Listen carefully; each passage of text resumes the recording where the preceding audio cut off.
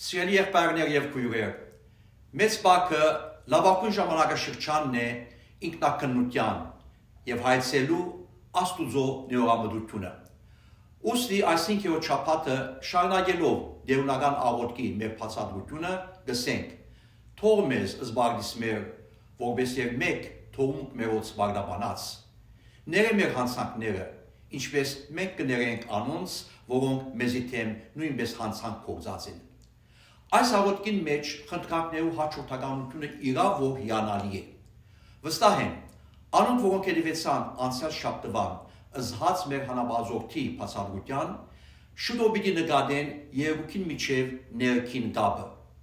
Արդարև, ինչպես որ ամեն օր սնունդի պետք ունենք մեր մարմնի գոյապահպանման եւ առողջության համար,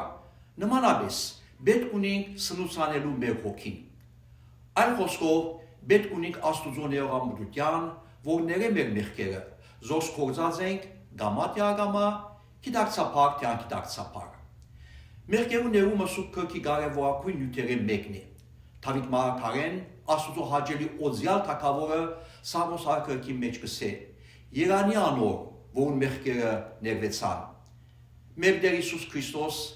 ակամալույզի բուժման ակտիվ հայտարարեց, թե մեղքերու թողությունը առաջնահերթություն է։ Այլ խոսքով, հոգի առողջությունը ավելի կարևոր է, քան մարմնի բուժումը։ Այս խնդրանքով Հիսուս մեզի հստակ կերպով կսովեցնե, թե մշտական կերպով ներողություն խնդրելը, միաժամանակ զիրար ներելը առօրյա կենսական սնունդ է մեր հոգիներուն։ Որքան հետևենք աստվածային այս պատվերին,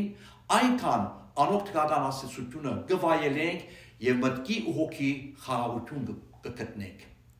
Այս խնդրանքի մեջ ուշագրավ է երկրորդ մասը, որով հայցել է իր Աստուծո ներողամտությունը գսենք, ինչպես որ մենք կներենք անոնց, որոնք մեզի թեմ նույնպես հանցանք կործած են։ Այս հաստատումը հարցական մը կստեղծի, որպես թե մենք կլայենք ներողամտության օրինակը, որուն իր հետևումն կխնդրենք, որ Աստված նաև ները մեզի, ինչպես որ մենք կներենք ուրիշներում։ Փայփախտաբար երկնային վարդապետը կհստակացնե այս շփոթը իր մեկ այլ արագով։ Թագավորը մը կսյան կգանչի իրեն բարդ ունեցող ծառաները, որոնք իրեն բարդ կունեին։ Անոնց մեկը միլիոնավոր ոսկի բարդ կուներ։ Անձուգի քալով կբաղադի, որ ժամանակ շնորհվի իրեն, որպեսզի կարողանա վճարումը կատարել։ Թագավորը ոչ միայն անոր խնդրանքին դերի գուտա, այլ ամբողջ բարդը կչնչի։ Զարան դուրս քալով թագավորին կովեն կգտնե մեկը, որ իրեն չնչին կումարը բարդական է, եւ կբարդատրե, որ լման բարդը իսկույն վճարի,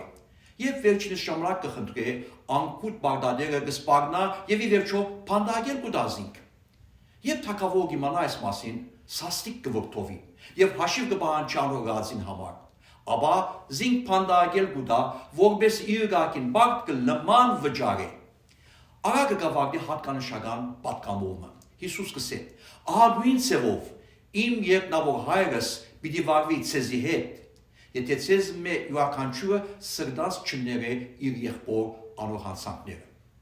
Վստահ որ աստվածաշնչական այս կարևոր ենթահողը արևուն լույսի նման կհստակացնե Քրիստոսի պատգամը։